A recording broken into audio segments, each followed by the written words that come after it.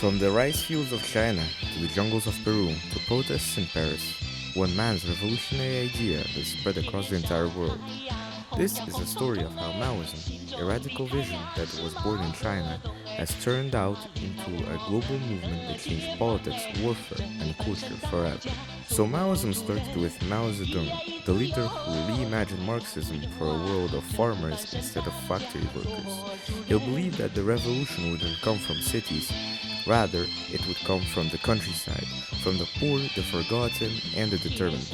His ideas centered on a people's war, self-reliance, and a continuous revolution. The belief that society will always need to challenge corruption and power. By 1949, Mao's Communist Party had won. China became the People's Republic, and Maoism became a global symbol of rebellion. Nepal's People's War, 1996-2006. Decades later, Mao's message has lit a spark in Nepal.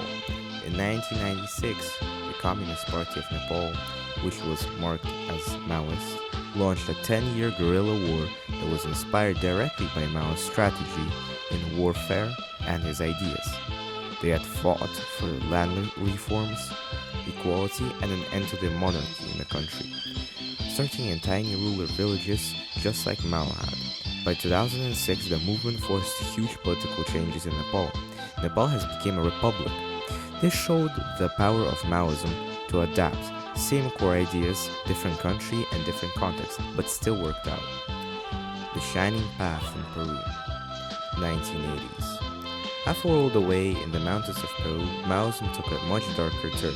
The Shining Path, an organization that was led by philosophy professor Abimanael Guzman, believed that Peru could only be rebuilt through a total revolution. They followed Mao's playbook. They were attacking from the countryside, using propaganda, and rejecting all compromises with the state. But their campaign turned brutally violent, killing thousands and scarring rural communities. Maoism had spread in Peru, but it became something far more extreme. Africa, Maoism and the fight against empires. In Africa, Maoism had become a weapon of liberation. During the 1960s and 70s, students' movements in Ethiopia, Tanzania, and other countries saw Maoism's China as proof that poor nations could stand on their own. The Eritrean People's Liberation Front and others used Mao's tactics, small guerrilla groups, ruler support, a slow but steady revolution. Maoism gave them a blueprint for independence, not just from colonial powers, but from the influence of both the United States and Soviet Union. Europe, 1968, Mao goes mainstream. And then something surprising happened. Maoism jumped from guerrilla camps to college campuses. In Europe, especially France and Italy, students embraced Mao as a symbol of rebellion. They waved the little red book, painted red stars on the wall, and shouted for revolution in the streets. For them, Maoism wasn't about war, it was about identity. It was an anti-capitalist, anti-authority, and totally counter-culture. So the revolution had gone global, from jungle warfare to pop culture. People's war and the power of culture. No matter where Maoism has landed, one tactic has stayed the same: the People's War.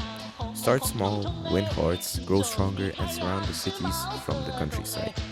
These ideas influenced dozens of movements, from the Naxalites in India to Filipino rebels still active today. But Maoism wasn't just about military, it became cultural. The red art, revolutionary songs, propaganda posters, they all carried the same message. The people, rather than the elites, will make history. For some, Maoism represented freedom and equality, and for others, it symbolized chaos, dictatorship, bloody revolutions, and guerrilla warfare. Well, either way, its cultural impact was massive.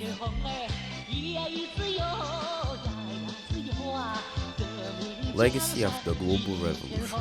Today, Maoism survives in a few movements, mostly in the forests of India or the mountains of the Philippines, but its legacy still echoes. It proved that ideas can travel faster than armies, that one philosophy could shape the hopes of millions in completely different worlds. In Peru, Maoism spoke to the indigenous pride. In Nepal, it tore down kings. In Europe, it inspired students to fight the system. And in Africa, it was fueled the dream of independence, the global diffusion of Maoism. From a peasant revolution in China to a worldwide movement, Maoism shows how culture, ideas, and struggle can spread and evolve across the planet. This was the global diffusion of Maoism, one of the most powerful examples of how a belief can reshape the world. Thank you.